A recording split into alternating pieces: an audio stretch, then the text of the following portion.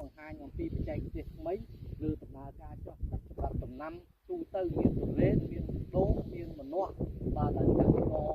បងប្អូនកសិករគាត់ជឿទុកចិត្តគាត់សូមឲ្យខ្ញុំជួយឡើងលើប្រព័ន្ធនេះហើយប្រព័ន្ធនេះវាមានចំណុចពិសេសខុសគេត្រង់ថាវាផ្ទះកណ្ដាលស្វ័យប្រវត្តិគឺយើងលាងដោយមិនបាច់ដកតម្រងនេះទេគ្រាន់តែបើកបាននិងកាច់បានយើងអាចលាងអូតូបាទហើយនេះគឺវាទំនើបយើងអាចមើលឃើញនៅពេលដែលម៉ាស៊ីនប្រឆេះមកមានតម្រងកកអីគឺឃើញផ្ទាល់តែម្ដងហើយបន្ទាប់តែវាច្រោះទៅវាស្ទះគឺយើងលាងដោយបើកមិនបិទបានហើយនេះប្រព័ន្ធមួយនេះផងដែរវាល្អសម្រាប់បងប្អូនកសិករដែលបូមទឹកដរិចគេហៅថាបូមទឹកផ្ទាល់ចេញពីអូឬក៏ទន្លេដែលសម្បូរខ្សាច់គឺយើងប្រើប្រព័ន្ធនេះគឺវាមានតួនាទីច្រោះខ្សាច់ហើយយើងបូមទឹកគឺស្អាតតែម្ដងហើយទៅដល់តែកកខាងនេះគេដាក់បន្ទូទឹកខាងកកអូខេនេះឥឡូវទឹកចាប់មកហើយកកក៏មកជាមួយទឹកដែរគ្រាន់តែបូមមកតែម្ដងបាទមកតែម្ដងជាមួយទីទៀតយើងឃើញតែវាស្ទះយើងចាប់ដើមលាងឆ្លងមួយទៅណាបាទឥឡូវទឹកយើងចាប់បូមមកឃើញថាវាមកទាំងស្មៅទាំងកកព្រោះយើងបូមពីអូមកបាទហើយនៅពេលដែលចាប់ស្ទះយើងនឹងកាត់តវ៉ានទៅគឺវាលាងអូតូគឺយើងអត់ចាំបាច់យើងដកបដូរខាងក្នុងយកមកលាងទេគ្រាន់តែកាច់វ៉ានទៅគឺល្អចឹងវាងាយស្រួលសម្រាប់បងប្អូនកសិករទូទៅដែលគាត់អត់មានពេលវេលាក្នុងការសម្អាតកាច់តវ៉ានបាទហើយខាងនោះគេច្រោះសាច់តិចទៀតចាំយើងបើកមើលផ្ទាល់ឥឡូវឲ្យវាច្រោះសិនទៅពេលចាប់កកចាំកាច់មើលឥឡូវចាំតិចទៀតឲ្យវាច្រោះសិនបាទឥឡូវឃើញថាទឹកមកហើយកកក៏វាច្រើនហើយយើងចាប់ផ្ដើមមកលាងគ្រាន់តែកាច់វ៉ានទៅគឺយើងអាចលាងបានហើយបាទឥឡូវចាំមើលតិចទៀតវាលាងអស់កកនោះ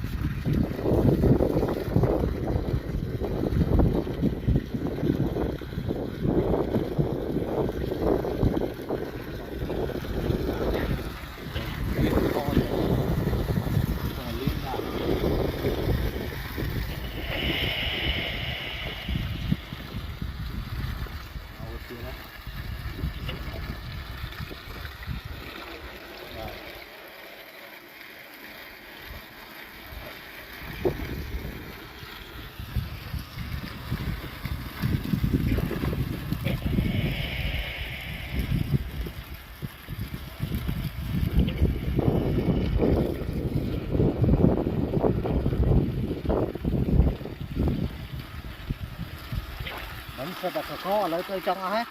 ឃើញទេបាទពី3វល់មកគឺវាស្អាតហើយតើជាប់មួយគាត់ស្អាតបាទនេះចំណុចពិសេសវាគឺ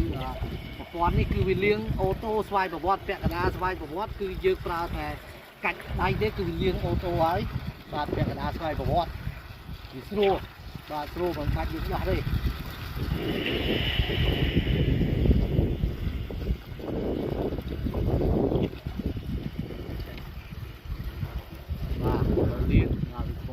ស្អាតខ្លួនហើយ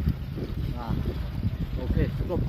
អានេះតើវាមានខ្សាច់មកអត់យើងបូមតាមរយៈអូបូមពីអូមកហើយឥឡូវអត់មានខ្សាច់ទេជាមួយច្រោះខ្សាច់អត់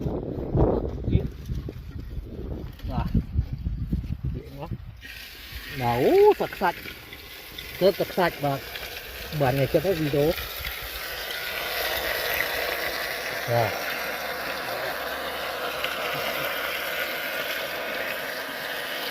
បាទសខ្សាច់នេះយើងបន្ទាប់ពី